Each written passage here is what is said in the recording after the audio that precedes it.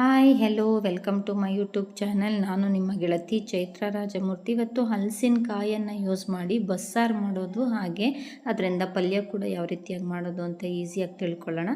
ಇದಕ್ಕೆ ಬೇಕಾಗಿರೋಂಥ ಇಂಗ್ರೀಡಿಯೆಂಟ್ಸ್ ಯಾವುದು ಅಂತ ನೋಡ್ಕೊಳ್ಳೋಣ. ನೋಡಿ, ಹುರುಳಿಕಾಳನ್ನು ನಾನು ಒಂದು 2 hours ನೆನೆಸಿಟ್ಕೊಂಡಿದ್ದೀನಿ. ಹಾಗೆ ಹಲಸಿನಕಾಯಿನ ಕೊಚ್ಚಿಟ್ಕೊಂಡಿದ್ದೀನಿ.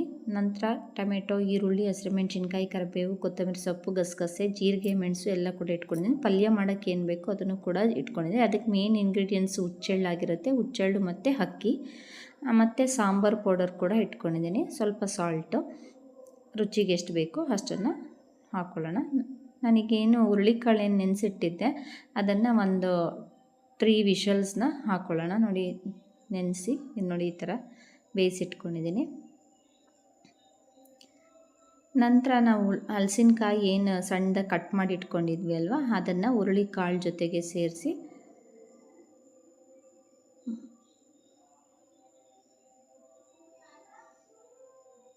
ಅದ್ರ ಜೊತೆಗೆ ತೆಂಗಿನ ತುರಿ, ಹಾಗೆ ಸಾಂಬಾರು ಪೌಡರು ನಾನು ಮನೆಯಲ್ಲೇ ಮಾಡಿರುವಂಥದ್ದು ಸಾಂಬಾರು ಪೌಡರು, ಹೊರಗಡೆದ್ದು ಯಾವುದನ್ನು ಯೂಸ್ ಮಾಡಿಲ್ಲ. ಸಾಂಬಾರು ಪೌಡರು, ಹಾಗೆ ಸ್ವಲ್ಪ ಸಾಲ್ಟು ಎಲ್ಲ ಒಂದು ಮಿಕ್ಸ್ ಕೊಟ್ಟು ಮತ್ತೆ ಒಂದೆರಡು ವಿಷಲ್ ತೊಗೊಳ್ಳೋಣ. ತುಂಬ ಚೆನ್ನಾಗಿರುತ್ತೆ. ಈ ರೀತಿ ಎಲ್ಲ ಮಿಕ್ಸ್ ಮಾಡಿಬಿಟ್ಟು ಮತ್ತೊಂದೆರಡು ವಿಷಲ್ ತೊಗೊಳ್ಳೋಣ.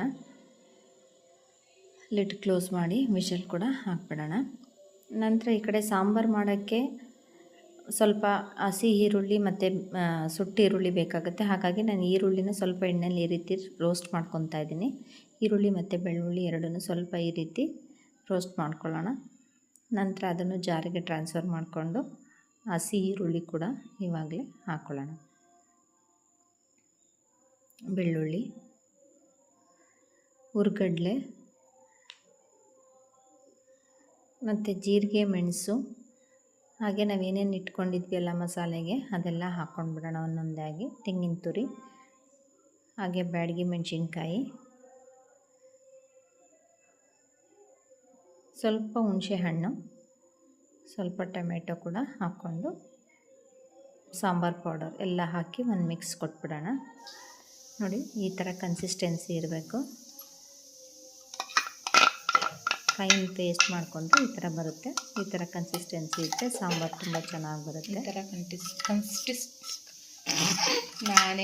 ನಂತರ ಒಂದು ಕಡೆ ಸ್ಟವ್ ಹಚ್ಚಿ ಒಂದು ಪ್ಯಾನ್ ಇಟ್ಕೊಳ್ಳೋಣ. ಒಂದು 3 ಸ್ಪೂನು ಆಯಿಲ್ ಹಾಕ್ಕೊಂಡು ಸಾಸಿವೆ, ಬ್ಯಾಡಗಿ ಮೆಣಸಿನ್ಕಾಯಿ, ಕರಿಬೇವು ಒಂದೊಂದೇ ಹಾಕ್ಕೊಳ್ಳೋಣ ಒಗ್ಗರಣೆಗೋಸ್ಕರ. ನಂತರ ಸ್ವಲ್ಪ ಕ್ರಷ್ ಮಾಡಿರುವಂತಹ ಬೆಳ್ಳುಳ್ಳಿ ಕೂಡ ಆ್ಯಡ್ ಮಾಡ್ಕೊಳ್ಳೋಣ.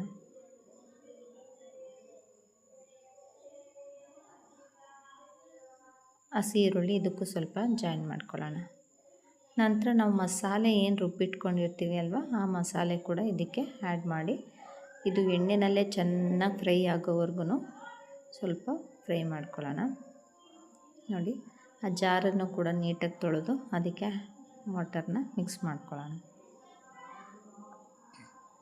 ಸ್ವಲ್ಪ ಸಾಲ್ಟ್, ಇದು ಚೆನ್ನಾಗಿ ಎಣ್ಣೆನಲ್ಲೇ ಅದು ಚೆನ್ನಾಗಿ ಕುದೀತಾ ಇರಲಿ. ಸ್ವಲ್ಪ ಬೆಲ್ಲ, ನಿಮಗೆ ಏನಾದರೂ ಖಾರ ಅನಿಸಿದ್ರೆ ಬೆಲ್ಲ ಕೂಡ ಹಾಕ್ಕೋಬೋದು. ನಾವು ಇದೇನು ಬೇಯಿಸ್ಕೊಂಡಿದ್ವಿ ಹುರುಳಿಕಾಳು ಮತ್ತು ಹಲಸಿನಕಾಯಿ, ಅದನ್ನು ನೋಡಿ ಈ ರೀತಿ ಚೆನ್ನಾಗಿ ಬೆಂದಿದೆ. ಈ ಬೆಂದಿರೋದನ್ನು ಸ್ಟ್ರೈನರ್ ತಗೊಂಡು ಸ್ಟ್ರೈನ್ ಮಾಡಿಕೊಂಡು ನಂತರ ಆ ಸೋಸಿರೋ ನೀರೇನಿರುತ್ತೆ ಅದನ್ನು ಇದಕ್ಕೆ ಆ್ಯಡ್ ಮಾಡ್ಕೊಳ್ಳೋಣ. ಹುರುಳಿಕಾಳು ಬೆಂದಿರುತ್ತಲ್ವ ಅದನ್ನು ಇದಕ್ಕೆ ಆ್ಯಡ್ ಮಾಡಿಕೊಂಡ್ರೆ ಸಾಂಬಾರು ಇನ್ನೂ ಟೇಸ್ಟಿಯಾಗಿ ಬರುತ್ತೆ. ಸಾಂಬಾರು ತುಂಬ ಚೆನ್ನಾಗಿರುತ್ತೆ. ಇದನ್ನೇ ನಾವು ಬಸ್ಸಾರು ಅಂತ ಹೇಳೋದು. ಬಸ್ದು ಮಾಡ್ತೀವಲ್ವ, ನಾವು ಏನೇ ಕಾಳು ಹಾಕಿರಲಿ ಏನು ಹಾಕಿದರೂ ಅದನ್ನು ಬಸ್ದುಬಿಟ್ಟು ಮಾಡ್ತೀವಲ್ವ, ಹಾಗಾಗಿ ಅದನ್ನು ಬಸ್ಸಾರು ಅಂತ ಹೇಳ್ತೀವಿ. ನಂತರ ಈ ಕಡೆ ಪಲ್ಯ ಮಾಡಲಿಕ್ಕೋಸ್ಕರ ಅಕ್ಕಿ, ಬೆಳ್ಳುಳ್ಳಿ, ಬ್ಯಾಡಗಿ ಮೆಣಸಿನ್ಕಾಯಿ, ಒಣಮೆಣ್ಸಿನ್ಕಾಯಿ ಯಾವುದಾದ್ರೂ ಯೂಸ್ ಮಾಡ್ಕೋಬೋದು. ಹಾಗೆ ಹುಚ್ಚೆಳ್ಳು, ಇದಕ್ಕೆ ಮೇನ್ ಇಂಗ್ರೀಡಿಯೆಂಟ್ಸೇ ಹುಚ್ಚೆಳ್ಳು. ಇದನ್ನು ಹಾಕ್ಕೊಂಡ್ರೆ ತುಂಬ ಟೇಸ್ಟ್ ಬರುತ್ತೆ ಪಲ್ಯ, ಹಾಗಾಗಿ ಇದನ್ನು ಯೂಸ್ ಮಾಡ್ಕೊತಿದ್ದೀವಿ. ಅಕ್ಕಿ ಮತ್ತು ಹುಚ್ಚೆಳ್ಳು ನೋಡಿ ಅದೆಲ್ಲ ಸೇರಿಕೊಂಡು ಮತ್ತೆ ಒಂದು ಫೈನ್ ಪೇಸ್ಟ್ ಮಾಡ್ಕೊಳ್ಳೋಣ. ಬಟ್ ಇದಕ್ಕೆ ನೀರನ್ನು ಹಾಕ್ಕೊಳ್ಳೋಂಗಿಲ್ಲ, ಸುಮ್ಮನೆ ಡ್ರೈ ಪೌಡರ್ ಮಾಡ್ಕೋಬೇಕು. ಸಾಲ್ಟು ಕೂಡ ಇದಕ್ಕೆ ಮಿಕ್ಸ್ ಮಾಡ್ಕೋಬೋದು. ನೋಡಿ ಈ ಥರ ಡ್ರೈ ಪೌಡರ್ ಆಗುತ್ತೆ.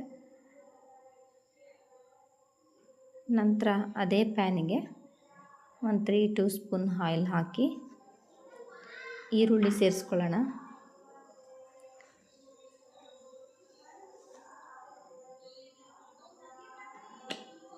ಈರುಳ್ಳಿ ಸ್ವಲ್ಪ ಫ್ರೈ ಆಗ್ತಿರ್ಬೇಕಾದ್ರೆ ನಾವೇನು ಬಸ್ತಿಟ್ಕೊಂಡಿದ್ವಿ ಅಲ್ವಾ, ಹುರುಳಿಕಾಯಿ ಮತ್ತು ಹಲಸಿನಕಾಯಿ ಅದೆರಡನ್ನೂ ಇದಕ್ಕೆ ಜಾಯಿನ್ ಮಾಡ್ಕೊಳ್ಳೋಣ. ನಂತರ ಪೌಡರ್ ಏನು ಮಾಡ್ಕೊಂಡಿದ್ವಿ ಆ ಪೌಡರನ್ನು ಕೂಡ ಇದಕ್ಕೆ ಹಾಕ್ಕೊಂಡು ತೆಂಗಿನ ತುರಿನೂ ಹಾಕ್ಕೊಳ್ಳೋಣ. ಈ ರೀತಿ ಮಾಡೋದ್ರಿಂದ ಪಲ್ಯ ತುಂಬ ಚೆನ್ನಾಗಿರುತ್ತೆ. ನೀವು ಕೂಡ ಮತ್ತೆ ಇನ್ನೊಂದ್ಸಲಿ ಟ್ರೈ ಮಾಡಿ ನೋಡಿ. ಸಾಂಬಾರು ರೆಡಿ ಆಯಿತು, ಹಾಗೆ ಪಲ್ಯ ಕೂಡ ರೆಡಿ ಆಯಿತು. Thank you for watching.